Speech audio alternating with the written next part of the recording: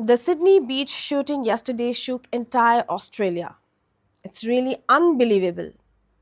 Hello, you're watching The Global Eye with me, Mousumi. Bondi Beach is not just a destination.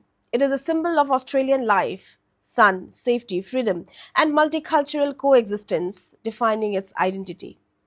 On an ordinary evening meant for celebration and peace, that identity was violently torn apart. What unfolded was not just a shooting, but an attack on public trust, communal harmony, and the idea that shared spaces are safe.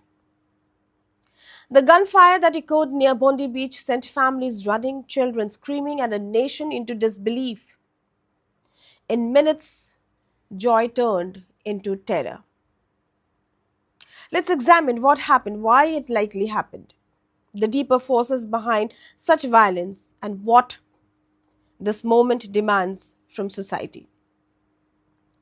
On the evening of 14 December 2025, gunmen opened fire near Bondi Beach during a Hanukkah gathering, a Jewish religious and cultural event attended by families, elders, and children.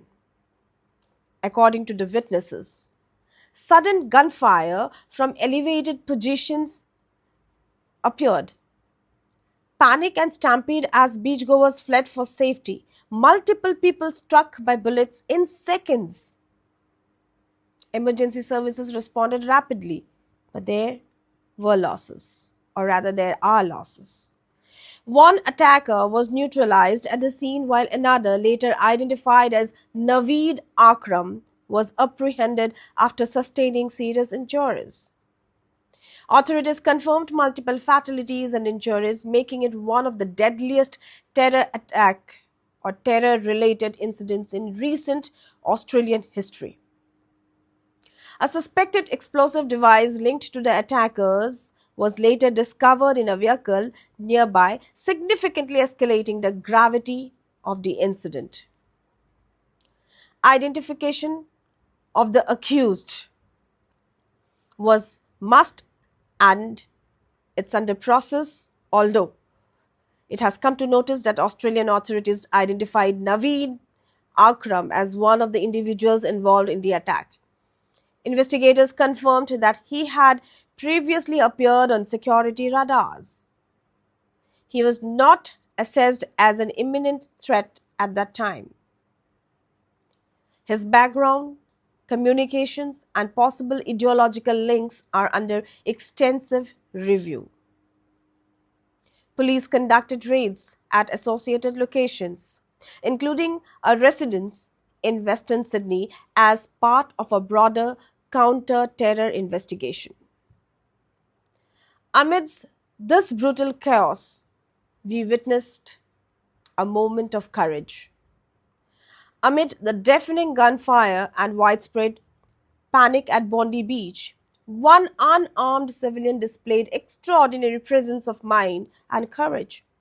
With no weapon and no protective gear, he approached a terrorist from behind and restrained him, holding the attacker down until authorities arrived.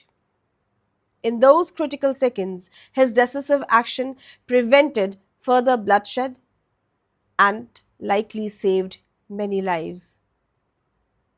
Thanks to him. Oh! C'est un malade. Oh non, gros! Oh!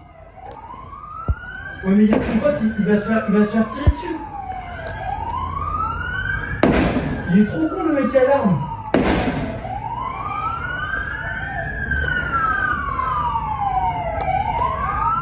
This act was not driven by heroism for recognition, but by instinct, intelligence, and an unwavering sense of responsibility toward fellow citizens. His bravery stands as a powerful reminder that vigilance, calm thinking, and timely action by ordinary people can make an extraordinary difference.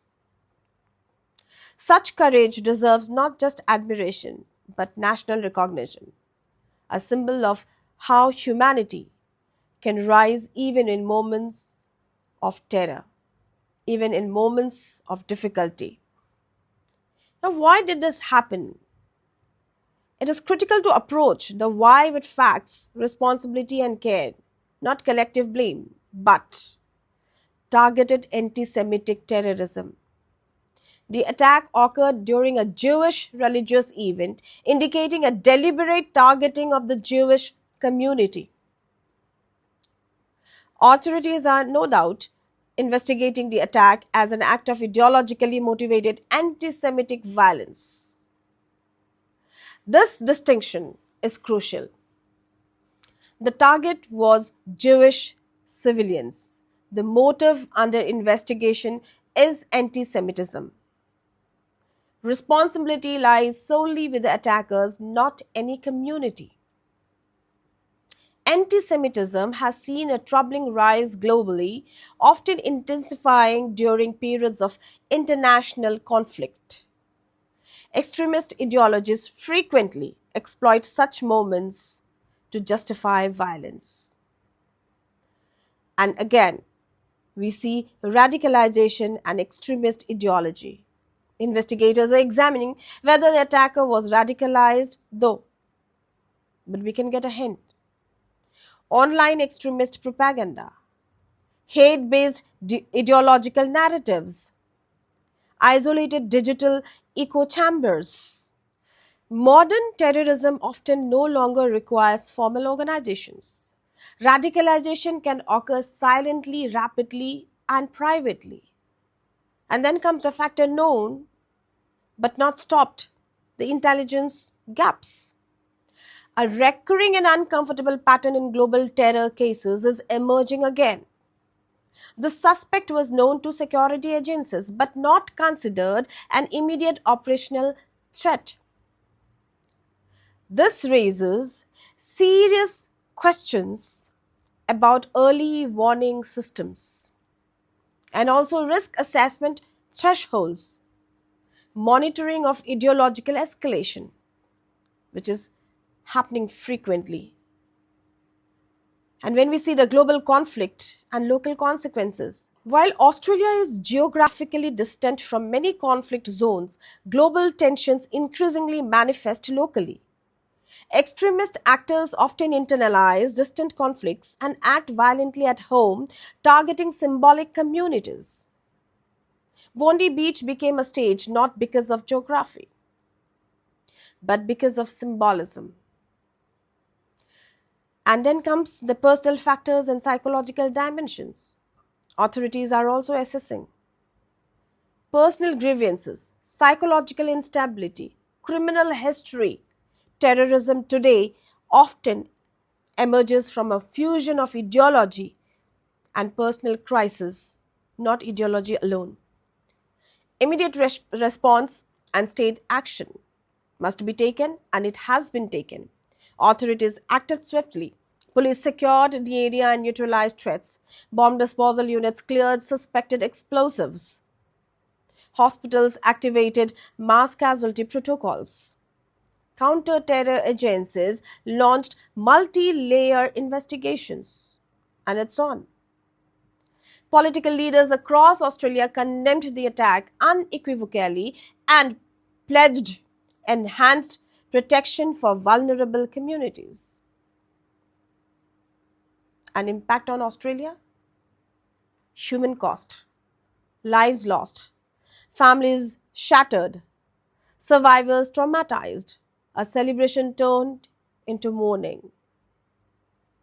And we can see the social impact, heightened fear within Jewish communities, increased security at religious and cultural gatherings, renewed national anxiety over public safety. And the policy impact, intelligence review expected.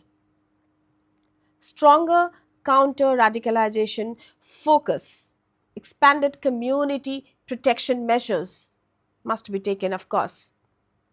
And what must be done next and what possibility lies ahead? Transparent investigation and accountability, long-term trauma support for victims and witnesses, independent review of intelligence failures. This is very important. Stronger action against online hate ecosystems. Leadership that prevents backlash and protects social harmony. Security alone cannot defeat terrorism. Societal resilience and moral clarity must accompany it. Beyond the gunshots, Bondi Beach will remember this night not for the violence alone, but for the test it posed to Australia's values. Terrorism seeks more than lives, it seeks fear, division, and mistrust. Whether it succeeds depends not on the attacker, but on how society responds. Will grief turn into more hatred? Will fear shrink public life or strengthen vigilance? Will justice stop at arrest or reach the deeper roots of extremism? The answers to these questions will define not just Bondi's future but Australia's. And here, in this situation, we may ask, how many warning signs are not enough until tragedy strikes?